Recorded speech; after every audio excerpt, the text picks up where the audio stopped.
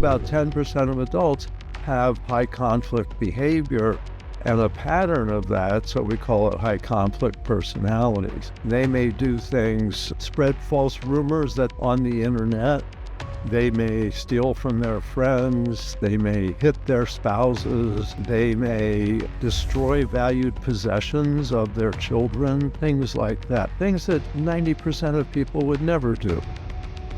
Dr. Bill Eddy breaks down the hidden patterns of high conflict personalities and how they quietly hijack your mental space. He dives into what fuels toxic ties, from messy workplaces to co-parenting, and how to protect your peace. What defines a high conflict personality? I would say 4 key things. One is a preoccupation with blaming other people. Secondly is a lot of all or nothing thinking. There's only one solution and it's my solution and everybody else is wrong. Very extreme. How does one deal with this at the receiving end? You may be able to calm them by giving what we call an EAR statement, E-A-R, and that stands for empathy, attention, and respect. I'm sure it's like living on eggshells around them all the time, right? So how does one feel heard around this kind of person? So I call that the CARS method. It's C-A-R-S. Good morning to you. Actually, I'm not sure where you are. Is it morning? I'm in New Delhi, and morning for you is evening for me. It's 9:30 p.m. here. Good evening. How are you doing, Bill? Such a pleasure to have you. Oh, thank you so much. I'm doing pretty well. Yep. Great. San Diego, California. So a little I love cloudy. San Diego. Such a cool vibe. I love it. It's beautiful up there. Yeah, I've been there. And you've been there all your life? Actually, all my adult life. Great. Yeah. I grew up on the East Coast in Philadelphia. So Nice. I got away from the cold and snowy weather. Got it. Beautiful. Yeah, I'm just so glad to have you because I have so much respect for the work and the impact that you create. And very few things in this world come as close to the importance of the work that you do, Bill, because I truly believe that you can have all the assets and success in the world. If you're in conflict with yourself and people around you, there's no way you can be happy, right? And which is why I'm extremely obsessed with this subject as a part of the EQ work that I do. But from your own experiences, throughout your life in therapy and mediation and conflict resolution, what is the key insight that has emerged about people and humanity? I think that there's a more wide range of people and personalities than most of us realize. That, you grow up with certain people and personalities, and then the larger world keeps coming up with some new ones that often catch people by surprise. So I think keeping eyes open, being open to the world, but also knowing that you sometimes need to protect yourself. And so it's finding a balance of protecting yourself and being open to people. And I think there's maybe the biggest message and thing I've learned is that I believe all people have value, but that sometimes some people's value may be hidden because they may be very aggressive, they may be very threatening. And yet, in the scheme of humanity, there is some benefit even to people with a lot of negative behaviors. They push us to do better as society, but they can't stop themselves. And I think that helps me have more empathy, but also more willingness to set limits and impose consequences when necessary. Absolutely. Well said. So let's just dive into the crux of this conversation, which is about high conflict and dealing with conflict-oriented people. So for the context of our listeners, what defines a high conflict personality? Well, I would say 4 key things. One is a preoccupation with blaming other people and not taking responsibility for their own behavior. So it's all your fault, is what they say. Secondly, is a lot of all or nothing thinking.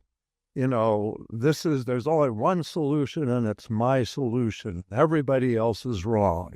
My way or the highway, basically. Exactly. Yes, exactly. Third is unmanaged emotions, that emotions take over and dominate their thinking. And so they may feel like I have to prove something to somebody and make bad decisions because they're driven by this emotion. I have to prove something, or I'm angry. I have to punish somebody for what they said or did. And that makes them make really bad decisions. Sometimes, in conflicts, we have people, so I'm going to go to court, and they spend, $50,000 or $100,000 because they're angry at somebody. And it doesn't necessarily help anybody, but they're angry, so they're not thinking about things like that. Just to prove their point. Yeah, so their emotions take over their thinking. So these unmanaged emotions, and I see them in mediation when someone stands up in the mediation room and yells at the other person, throws paper at them, and then storms out of the room. And it doesn't accomplish anything, but their emotions were unmanaged. So that's an example of that. The fourth characteristic is really extreme behaviors. So they may do things that 90% of people would never do. And that's the thing about high conflict behavior, high conflict personalities. It seems like maybe 10% of people have that. And that seems to be worldwide. And this is adults I'm talking about. Children are still evolving and developing, but adults, maybe about 10% of adults have high conflict behavior and a pattern of that, so we call it high conflict personalities. They may do things, spread false rumors that they know on the internet. They may steal from their friends. They may hit their spouses. They may destroy valued possessions of their children, things like that, things that 90% of people would never do. So those four things. Yeah. So when you say adults, I was like, perhaps kids stuck in adult bodies, not adults in that sense, right? In some ways, it's like that. Yeah. Think of a 6-year-old bully. Well, in an adult eyes. So would you say that any one of these traits gets categorized as a HCP, or all of them in combination? Because I'd imagine that all of us, to some extent, have these traits in different contexts, like sometimes. Yeah, well, context does matter, but I'd say they generally occur together. So when someone's preoccupied with blaming other people, they often have all or nothing thinking. It's all other people's fault and never my fault. And I don't have to solve this problem because it's all your fault, is the way they think. Yeah. So when they're acting out this way, you can't highlight any of this to them because it backfires. So what does one do? Like, how does one deal with this at the receiving end? Well, there's two key things. One is what you say, and you may be able to calm them by giving what we call an EAR statement, EAR, and that stands for empathy, attention, and respect. So you might say, wow, I can see you're really upset about this. Tell me more. I want to understand. So that you show empathy, you say, I'll pay attention, tell me more, calms people because they feel like they have your attention. They don't have to yell at you or be dramatic. And so how you talk to them can make a difference. And we've often learned that EAR statements can calm people, even those who are angry at us. But then focus them on their choices. Let's look at your choices now. So rather than making them look at themselves and saying, look at yourself, can't you see what you're doing? You're acting really stupidly right now. Don't do that. That doesn't make things better. Is say, I can see you're frustrated, you're upset, I understand more now. Let's look at what our choices are now, our options are now. So we focus on what to do rather than trying to give them feedback, because it just doesn't work. If they see themselves as 0% responsible for a problem, you're just making it worse by saying, look at yourself, because they don't look at themselves. Yeah. And that's a big no, because that blows up when you do that. Model, empathy, assurance, and respect. Respect can be so hard. Attention, sorry. I'll pay attention, tell me more, that kind of thing. And R is respect? And respect can be, I respect the work you do, I respect your efforts, I respect your time. Almost anything with the word respect, people like to hear that. People today don't feel respected. And high conflict people often don't get respect because of their behavior. So find something you can respect about them, and that helps calm them down. I love that. That's very profound because it's very difficult to show respect when people are acting out their way, like complete children. So I guess that's where the work lies. Yeah, it takes practice. A lot. Practice with your family and friends. Pretend. And we do, with High Conflict Institute, we do consultation and coaching, and we practice with individuals, even online like this, where we say, tell me what the difficult person in your life would say, and then I'll give you some responses, and then let's switch roles. I'll say that, and you say, and it gives people confidence. They say, I didn't have words to respond with. Now I have some words. So I have a theory, which of course you can confirm, that all of these behaviors are coming from a deep sense of insecurity. Well, it's tricky. I think mostly you're correct. But what we find is there's really 3 factors in personality development. One of them is biology. So we're born with tendencies, like tendencies to be talkative, tendencies to be quiet, tendencies to like lining things up in a row, tendencies to like spreading things out. So we're born with some of these personality tendencies. Then early childhood has a big influence. That we're insecure.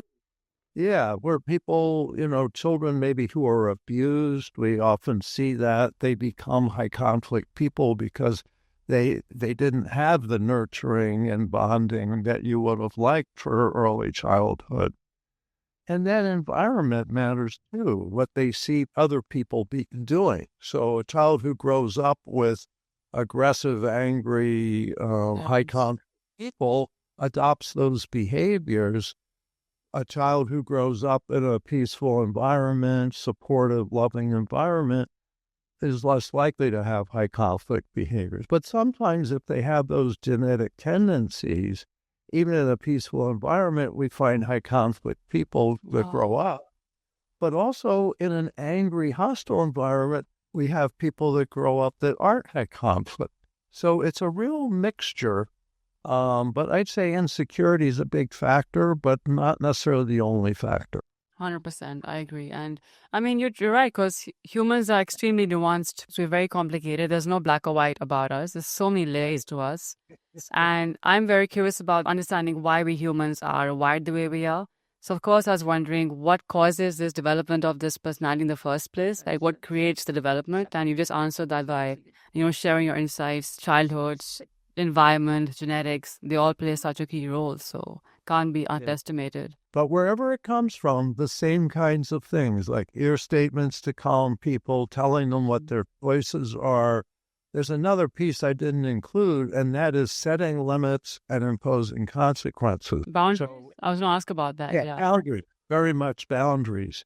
And so even though you might show empathy, attention, and respect, you may still have to say, you can't, let's say you can't talk to me that way. Let's say they're being very rude and hostile. You say, you can't talk to me that way. And that's setting limits. And if you continue, I'm going to have to end this conversation. And so they continue talking that way. Say, okay, you've chosen for me to end this conversation. Goodbye. Call me when you're ready to talk more civilly.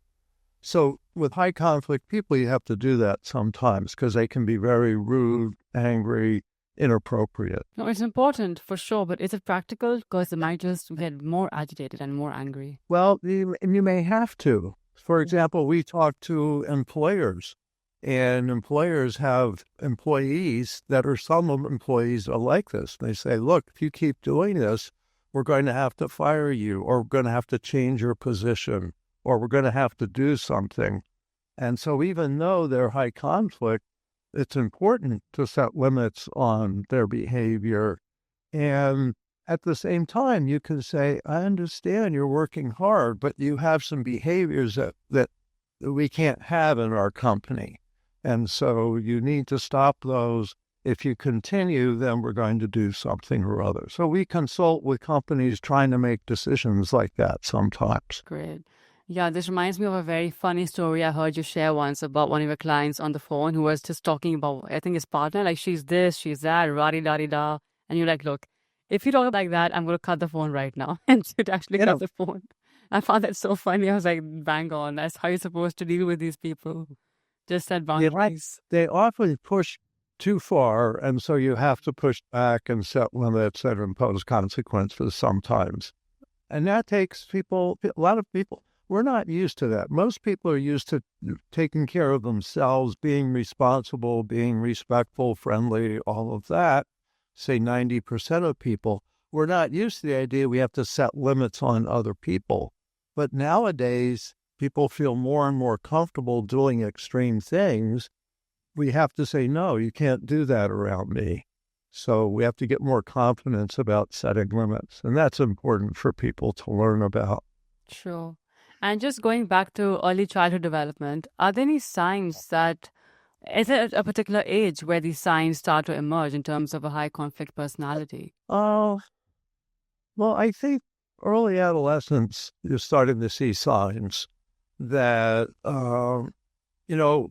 children, we think about bullies, and I've been writing about bullies recently, and a lot of kids 5 to 10 years old try out bullying behavior, and then they learn this doesn't work very well. I don't have friends, or I got, hit in the face because I hit them in the face, and whatever it is. So by adulthood, the childhood bullies mostly have stopped and outgrown that. But by adolescence, you start seeing signs of people that aren't starting to outgrow some of these high conflict behaviors. Before then, you really can't tell because everybody tries everything. Yeah. And honestly, kids can be incredibly mean. It's shocking sometimes how mean they can be. From a very early age, I'm like, wow. Well, see, we have that human potential. And maybe being mean is part of our defense mechanism. And so a child learns that, but they learn, wait, you can't be aggressive and mean. You defend yourself maybe by being angry. But if you're aggressive and mean to other people, they're not going to like you and no one's going to ever hire you. So that the children learn that kind of thing, but they try out all kinds of behaviors. You know what's funny? Can you guess the most violent age in a human's lifespan? Wow, that's a good question. It's 3. What? That 3-year-olds are the most violent human beings. And it's because they don't have the impulse control yet. So they'll hit you. If you're a parent, they'll punch you in the knees. They'll hit their sister or brother with a block. They'll do all these things because they haven't learned yet. And that's why 3, 4, 5 are really important ages to teach children what behavior is okay and what behavior isn't okay. Oh, okay. And so they don't have the impulse control. But by 5 or 6, they've got to get along with other kids, going to school, sharing toys, sharing paper and pencil, all of that. Yes. So that's important that parents teach those limits, but that they have empathy for kids. I know you're angry at your brother. You can't hit him with a block. True. That would help. Use words, use words. Say, I'm angry instead of doing that hurtful thing. And so 3, 4, and 5 is when kids learn really how to be social.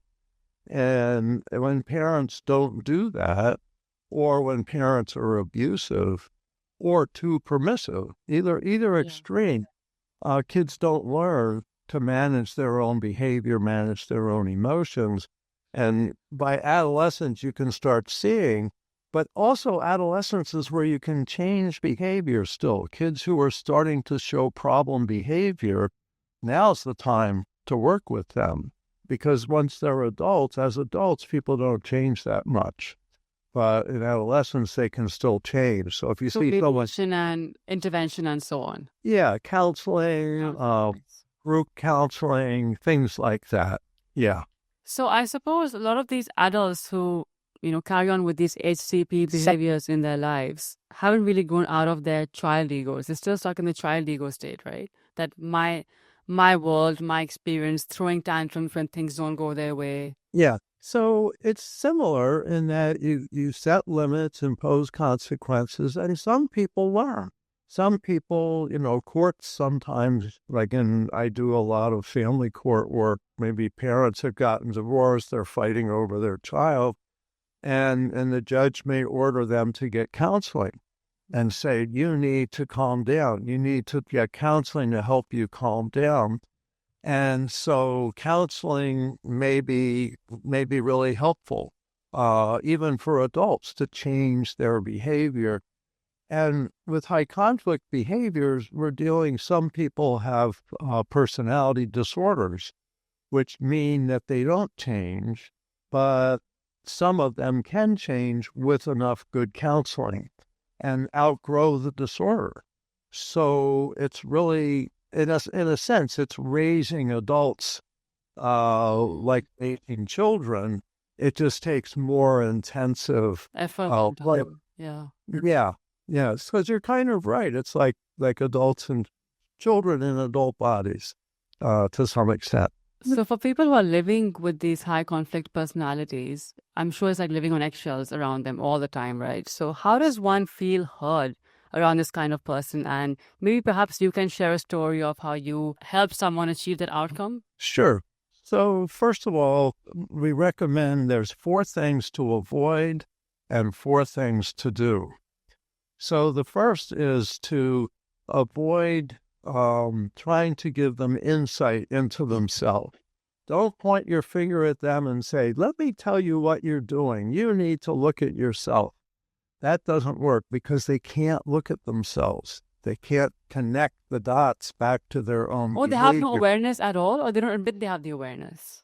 They really don't have the awareness. Oh, God, okay. Now, and so when you say that, they just get angry.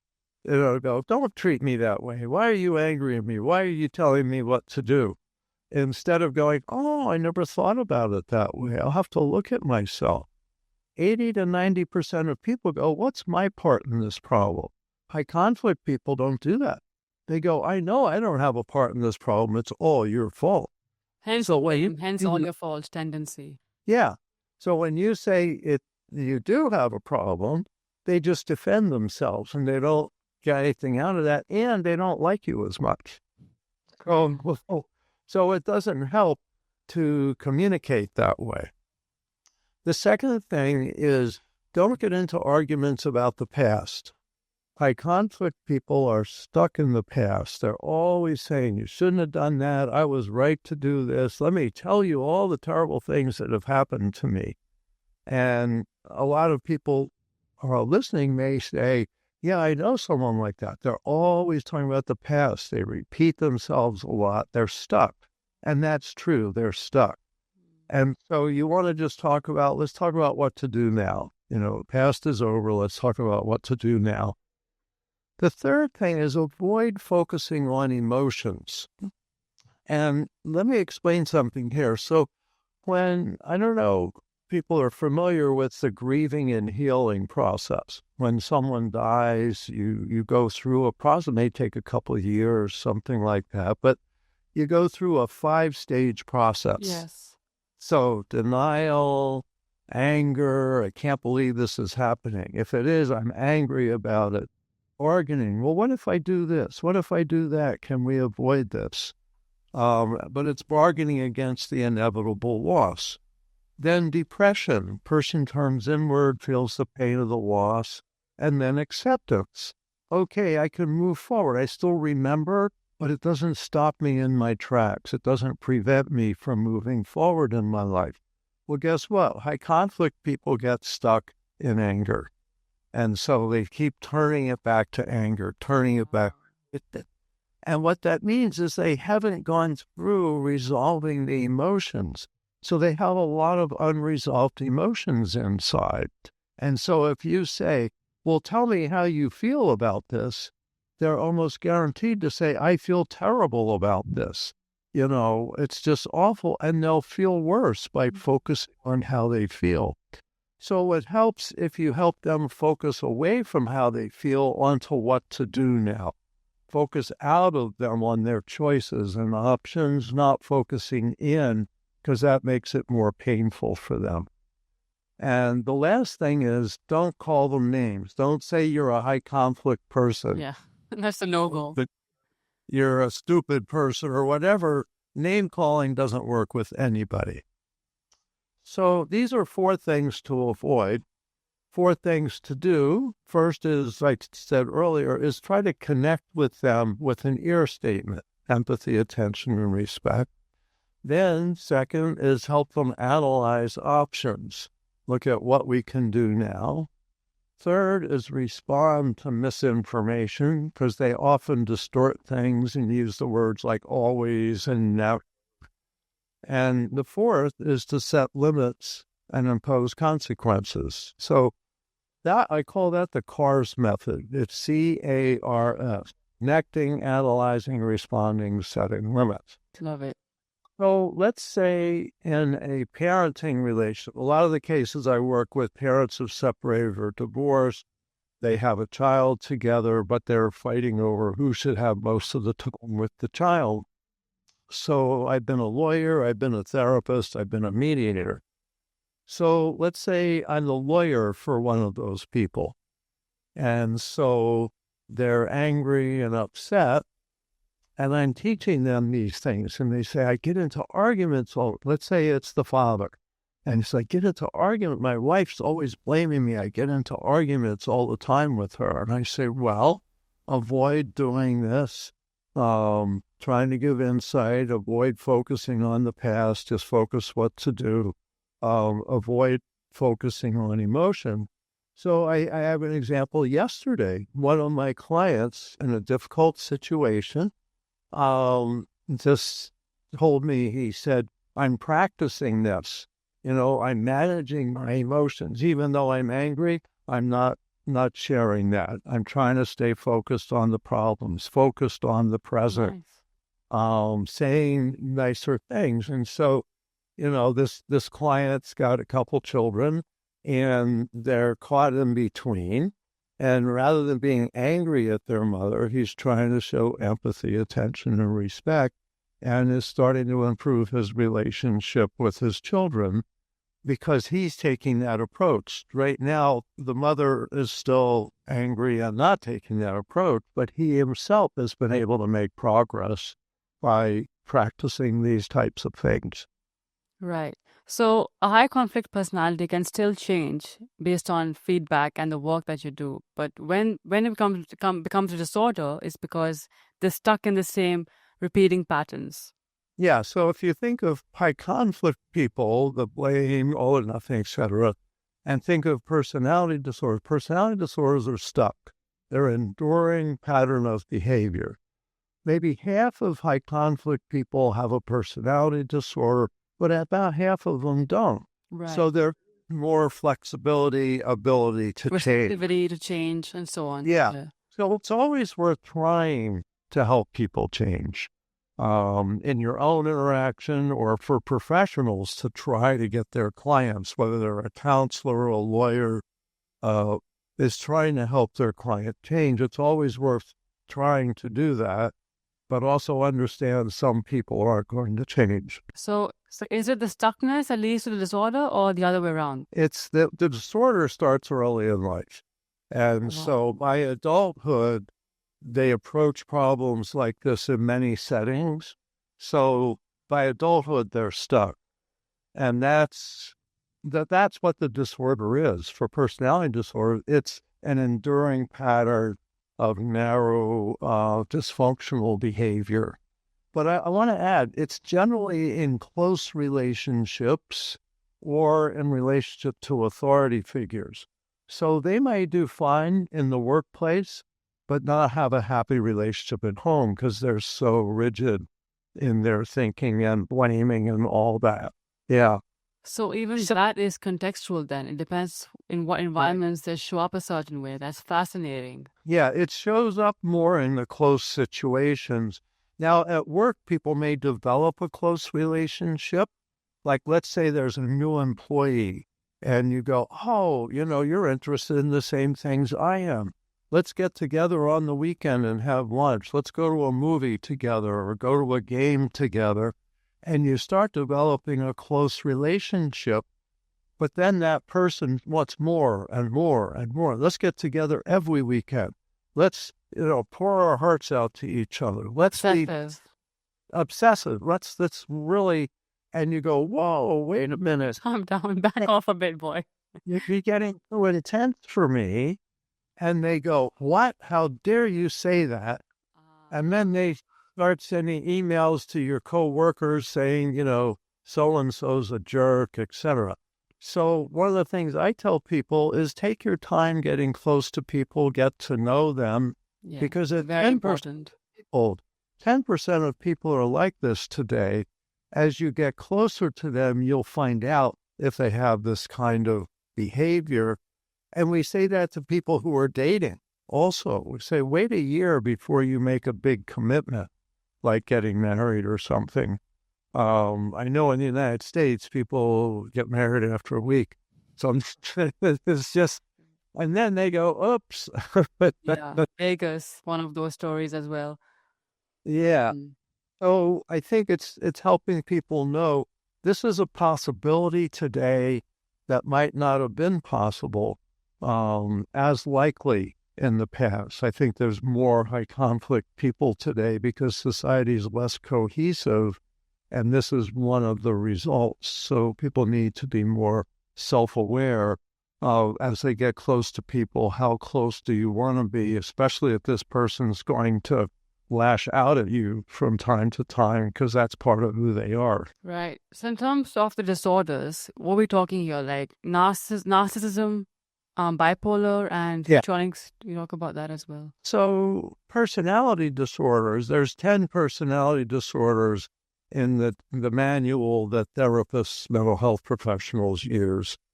And 5 of them have these high conflict traits. So narcissistic, borderline, antisocial, histrionic, and paranoid. And so maybe half of them are also high conflict people. Maybe half of them aren't. So they don't blame others. They just, their own lives are difficult.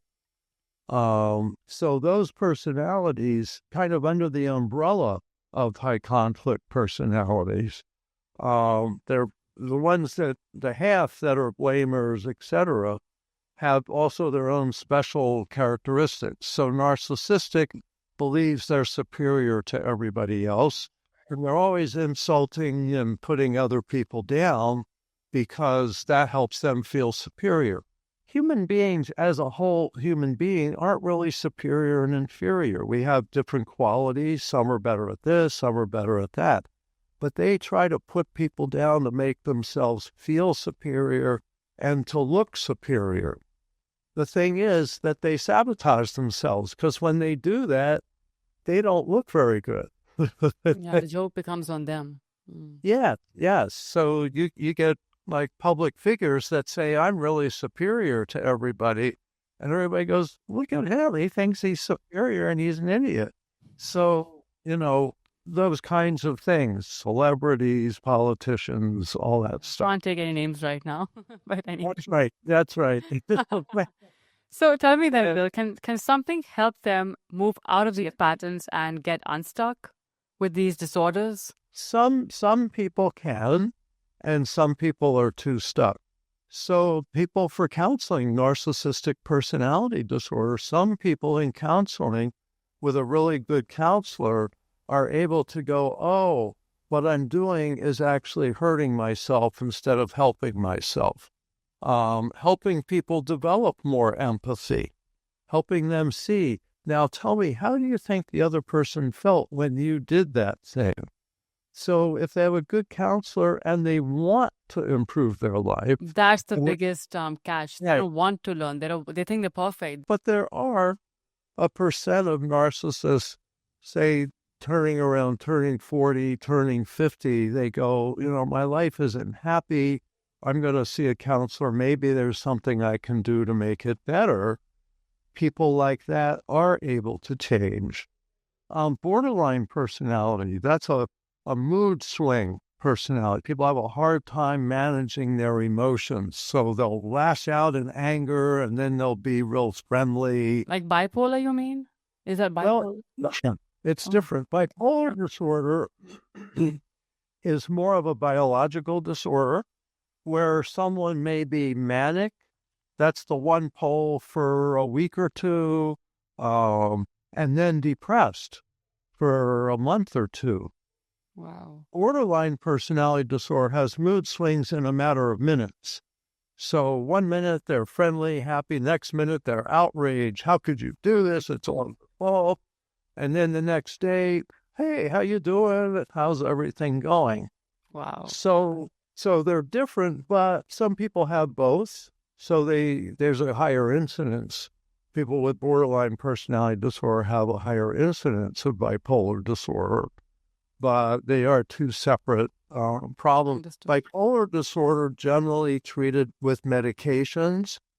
Personality disorders, medications don't change their personality, although it may take the edge off because they often are depressed and anxious also, and medications can help with depression and anxiety. So these can help people, but it doesn't change their personality. But the good is there is treatment. People with borderline personality disorder, there's a method called DBT. It's dialectical behavior therapy. And when they go through that, they learn to manage their emotions better. They learn to manage their relationships better. And some of them outgrow the diagnosis. So there's hope for especially people with borderline personality disorder. Antisocial personality disorder is more like criminal behavior, lying, stealing, hurting people. Probably 40% of the prison population has antisocial personality disorder because they repeat. Remember, it's a narrow range of behavior. They repeat and repeat that. But not all of them break the law or are imprisoned, but many of them also may be in business doing shady deals, taking advantage of their customers, things like that. So this is the personality that lies a lot. People often say, how can I recognize this? Well, if they lie a lot, there's a chance they have this antisocial personality. Unfortunately, that one is more biological. More people are born with that. And so they may be running in a family. You may have like a criminal family. So genetically, basically. Genetic, yeah. So it's much harder to change, and they're much less likely. Counseling generally doesn't work with them once they're adults.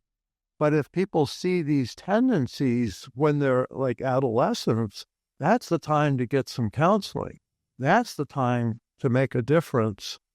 And I'll give you an example. Friends of mine basically adopted a boy at 9 years old who already had these tendencies and had parents, one of them in and out of prison, another one in and out of mental hospitals. And he was on the path of, I think, becoming antisocial. But over the next 8 years, 10 years, they raised him and set limits on him when he got in trouble, when he stole things from them, this and that. They set limits.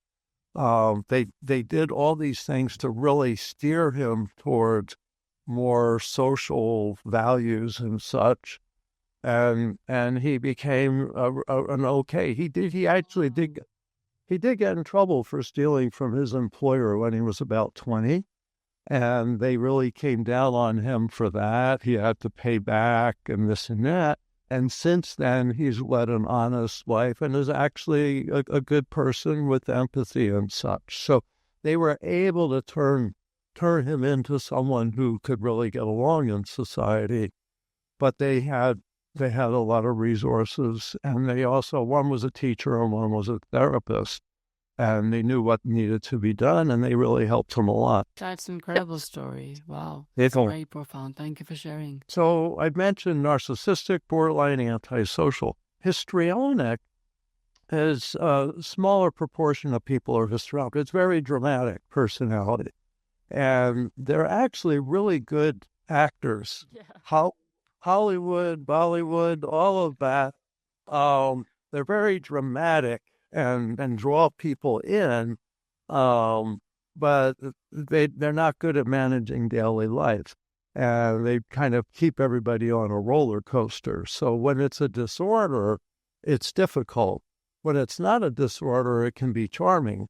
So there's kind of a continuum with each of these. And counseling can help them, but all of these don't think they have a problem if they have high conflict personalities also. So they don't go to counseling because it's all your fault, not mine. Exactly. So how common is it for, sorry, you finish off? I was just going to say paranoid personality is another one that their thing is they fear people, you can't trust people, they're suspicious, they think that people are conspiring against them, blocking their career, that their spouse is having affairs, all this stuff. They're just always suspicious and mistrust. And that's the pattern for them that's stuck. And they blame on other people. They say people are out to get me, when in fact their behavior makes people not comfortable with that. Counterintuitive, yeah. Yeah. So those are 5 possibilities under high conflict personalities. Quite a range, huh? Quite a range. So how common is it for people to share a mix of these disorders? Well, they often say, and I don't have research for this, that about 50% of people with one disorder have another disorder. So they might be narcissistic and borderline. So they maybe think they're superior and have wide mood swings and sudden anger. Yeah. And the research says that overlap may be about 40%. Yeah. Got it. So I've come to believe that all of human behavior is driven by core needs. In these cases, what is the core underlying needs that these guys are seeking? Whether it's obsession, paranoia, superiority, what's driving?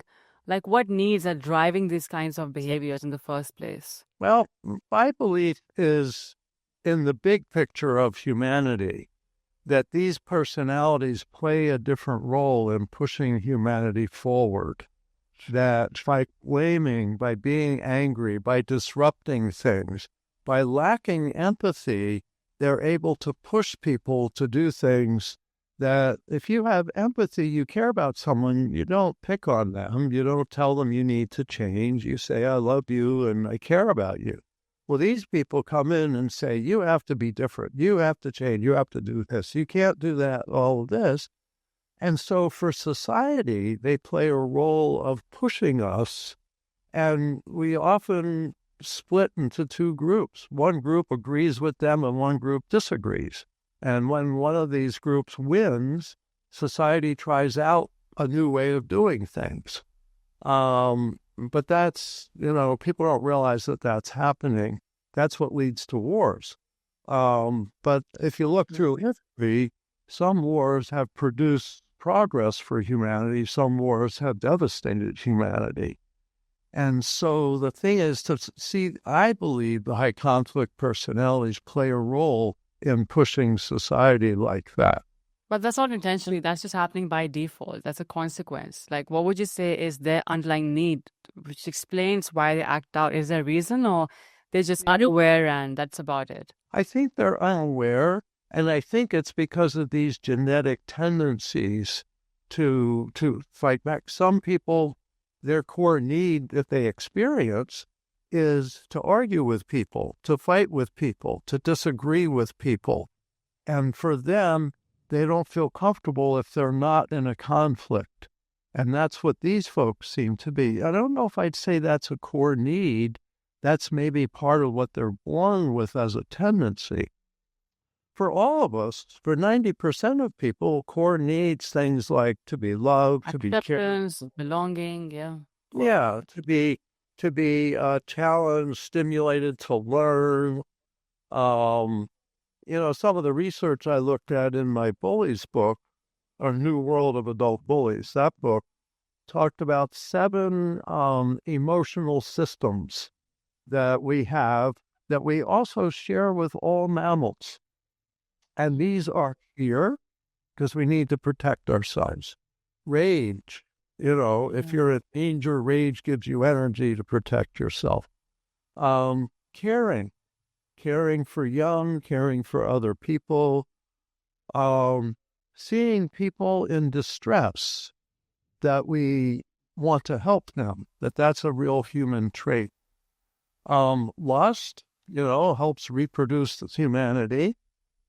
Play is one of these.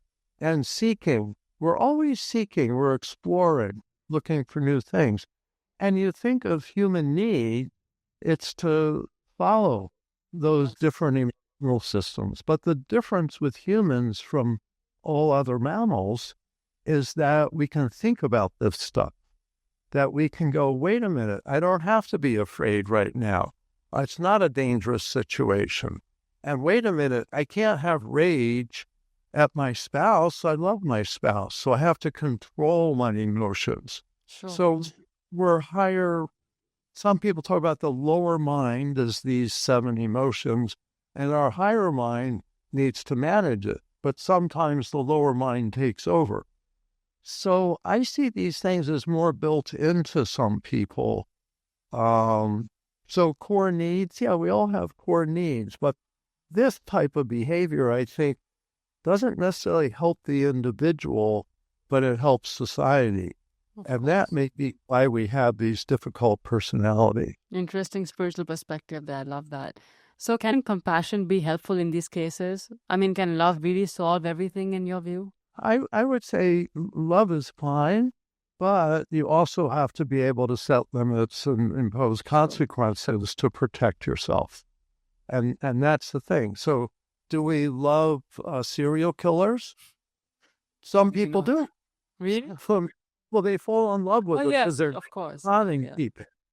But, I feel from a distance as a human being that I can have empathy for everyone. But there's a percent of people I do not want to share my life with. Yes, I would agree with that. And maybe need to be restrained. That's, prison systems, but, there's more humane prison systems. I can have empathy for everyone, but it doesn't mean that I don't set limits. I still also have to set limits. Yeah, very important. Having that balance, empathy, compassion, love, but also boundaries, limits. Yes, that combination is the approach, I think, to high conflict people. Both of those. Yeah. That can empathize them, like hard. True. Is a modern parenting style contributing to high conflict personalities development? Parenting styles? Modern parenting, yes, in today's day and age. When it's out of balance, it can be. And that means too permissive, allowing a child to hit their brother or sister with a block. Parents, that's funny. That's not a good parenting style. But also too strict and not letting the child feel love, not letting a child explore and experiment isn't good either. So with balanced parenting really is the best. And we developed a method called New Ways for Families for parenting in divorce and separation situations. And actually very soon we're going to have new ways for couples, for intact couples, to help how to manage relationships. So a lot of it's the balance. You need a balance of things. When you're too extreme, that's when you maybe raise a child who's also extreme. What about parents who are very distracted, absent-minded in their own world that could obviously neglect kids, and that could maybe contribute to, these problematic children and development of conflict personalities? I think it's in combination with the child's genetic tendencies. So if a child is an angry child, then just being distracted and not paying attention to that, let the child go to school as an angry child, they're going to get in trouble. Let them grow up as an angry person, they're going to get in trouble. So a parent that doesn't pay attention to that is in a way raising a child who may be high conflict. But another child may be not high conflict at all and self-sufficient, like making things up. Maybe they think a lot and they want to write stories, and their parent isn't that involved with them, gives them love and affection and necessary guidance, but maybe is more distracted. That child may do fine. True. One of the things I've learned working with families as a therapist, lawyer, and mediator is that within the same family, you can have very different personalities. So let's say you have, nature, yes. yeah, you have 4 kids. Maybe one of them's high conflict. One of them's a quiet introvert that invents things and makes a lot of money from inventing things. Another one maybe becomes a social worker. They're friendly, help people. And another one, becomes an accountant and they like working with numbers. So and this is the same parent. So I would say parenting style matters and makes a difference, but not absolutely. The genetic tendencies also play a role here. What percentage would you say where genes play a role? Are there any stats on that? No, because it really depends on the personality. But I would say more and more people that study personalities like I do will say at least half of it may be genetic tendencies. 50%? Maybe.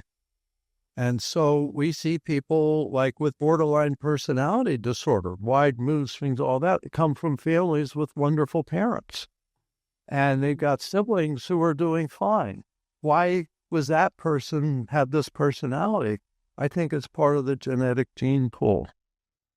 So there's a bit of randomness to this. True. And so much of the other half is to do with the right nurturance, the right support, the right kind of conditionings from parents. That matters so much besides the genes aspect. Yeah. And, it's similar to, they talk about longevity, how long you live, how healthy you are. A lot of it, your genetic tendencies, but also a lot of it's how you live your life. So I would say maybe 50-50. Yeah. So what is a common myth about difficult people that you've now come to disagree with? What common myths? About difficult people that people usually have. That they're evil. Yes, that they're bad people. I agree. Yes. Bad, evil people. Yeah. And I don't agree with that. I agree. I believe that all human beings are just people. Have value and also don't have control over how they grow up. And that's why I see this role as pushing society as somehow that's a benefit that high conflict people have, even though they don't stop themselves, and in relationships with them, they're very difficult. But they may serve a purpose. And when you look at like business leaders, I think of like Steve Jobs, who really promoted the iPhone, the iPad, all of that. He was a high conflict person. Exactly. Not disorder, personality, yes. And that's what I think. I think he was a high conflict person. I think he had narcissistic personality traits, but not a disorder, because he seemed to learn. And his management team kept him in line. They wouldn't let him be too extreme. One day he wanted to fire 200 people. The whole division, it's like, you're getting it wrong, you're fired. And his management team said, Steve, we need to go for a walk. And they went for a walk with him and calmed him down, gave him empathy, attention, and respect. And he came back and he said, okay, this is what the team needs to work on now. And he didn't fire them. So he was a high conflict person that pushed society in a new direction with iPhones, iPads, and such. So I think he's an example of how they can be a benefit, even though they're difficult one-to-one. Could not agree more. Exactly. Great example there. So just zooming out a bit, on a global level, what conflict resolution tactic is not being used that you think should be? Well, I think the biggest thing is educating people, which is where I see my role. Because if everybody were to understand high conflict personalities, they would understand we can't just let them do whatever they want. That they need limits. They need to set limits on them. And also, they need to understand this tendency to divide groups of people and make them fight with each other. Because if we understand that, we can manage that better. And that's how social systems have evolved to manage conflict. A little bit of conflict's okay. Too much is dangerous. And so managing conflict. And I think today many people follow high conflict personalities because they look exciting and they tell stories that sound like, we really need to fight. We need to fight those people. Those people are evil and we're wonderful. And the more people learn about this, they need to understand those people aren't evil and we're not perfect. We have to manage our relationships. And that's a lot of what I teach in families, in the workplace. Such powerful work, honestly. In the nation. And we need to manage our relationships a little bit better and understand this is humanity. We're not good and evil. We're different, and yet some behavior needs a little. You do any work with governments because they need to? Not much. I have worked with city governments a little bit, city councils, teaching them some of this, individuals occasionally. Mostly we work with families, legal systems, and businesses. But I think governments need this. Definitely. Not really open to it. That's the whole problem, right? Again, they're unreceptive to this work as much at that level because there's too much of greed in this world that drives other intentions, other agendas. But anyway. Yeah. But understanding this is probably the most important thing for the world, I think. I agree. So what is your take on AI handling conflict resolution these days? AI really depends on who's in control of it. And I think, there's some mediators I know and respect who think AI offers a lot. And I'm trying to force myself to learn from them, even though I don't like any new thing. But I think it totally depends on who's in control of it. I think it has potential dangers if 100%.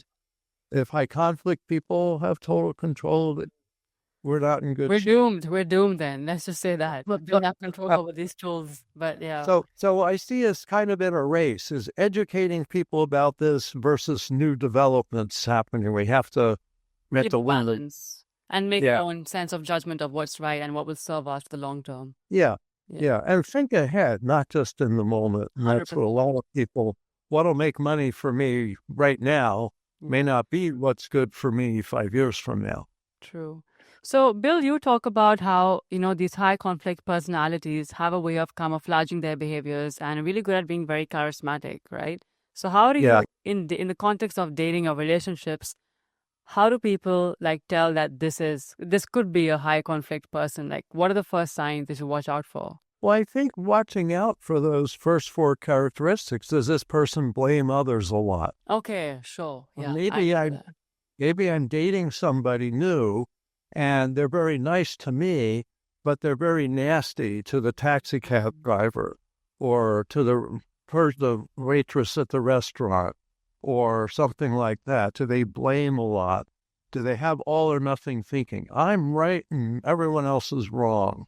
Unmanaged emotions. Do they start screaming at people just out of nowhere? And then do they do extreme things 90% of people wouldn't do? They might say, oh, I was tired. That's why I threw the plate across the room and it broke. Some justifying behaviors, right? 90% of people, when they're tired, don't throw plates across the room and break them. True. True. Those are warning signs. But just the funny part is, take your time because it takes some time to see this. Yeah. Well, that's the funny part, right? These behaviors won't come to surface until a year, which is crazy. You got to spend a whole year with a person to find out who they really are. And then you wasted a year in case they turn out to be a high conflict person. Wow. Yeah. It's hard because they can be some of the most charming people. And charm is actually a warning sign. Some people really are just charming, but high conflict people make themselves charming at the beginning. And so we see that's often something to watch out for. Say, is this real charm or is this covering up something? So the charisma is a way to self-protect their image and their identity of who they really are at their core. Yeah. Yeah. Yep. Fair enough. Well, that's why you see, I don't know if you heard about in the United States, Bernie Madoff was a big banker, Wall Street securities guy, all of that. He conned people for about 20, 25 years. They would give him money to invest and he spent it instead of investing. But he told them they were making money because he got money from other people to pay them. So they go deceit. Deceiving. He conned his whole family. I honestly believe his children and his wife didn't know what he was doing. And he did that for 20, 25 years. And so that's an example, is some people may con you and you keep your eyes wide open. So from everything you've described, all these disorders, I think a key trait that really stands out in all of these is a lack of empathy. They don't have empathy at all. Yeah, right. All of these. And maybe that's the brain. I don't know.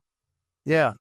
But see here, this is why I think they play a role in society. Yeah. Because empathy keeps us from pushing each other. They keep us maintaining the status quo. We care about it. We don't want to hurt other people. By conflict, people come along and say, I don't care, I'm going to hurt you and you'll be upset. But in the long run, you'll be glad I did.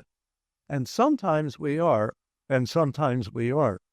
But you're right, lack of empathy is one of the big characteristics for all of them. Of course, this has been a very, very enlightening conversation, Bill. Thank you for sharing your insights, your experience, and just everything you have today. I'm so much like in admiration of you, the work that you do, with the awareness that you create.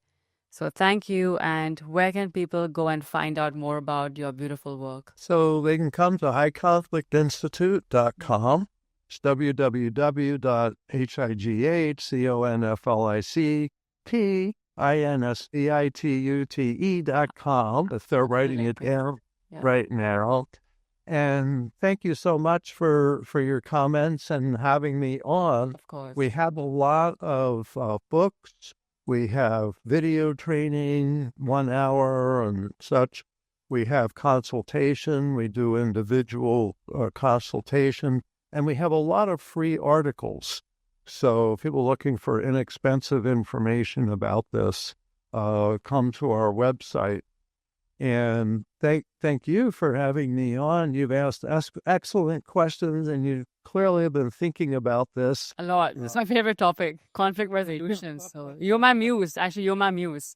But just one last thing. How would you describe an epic being, since you're on the Becoming an Epic Beings podcast? Well, I think trying to contribute is in many ways, and that's what I'm looking at. How can I contribute? I don't think I'm a superior person. I hope I'm not a stupid person. Far from it. But what's important is that I make a contribution to other people, the people around me, to families, children especially, but to societies. We all have a contribution to make. And I think this is mine, and I'm glad it's getting the attention I think it needs. So thank you so much for that. Beautifully said. Thank you for that.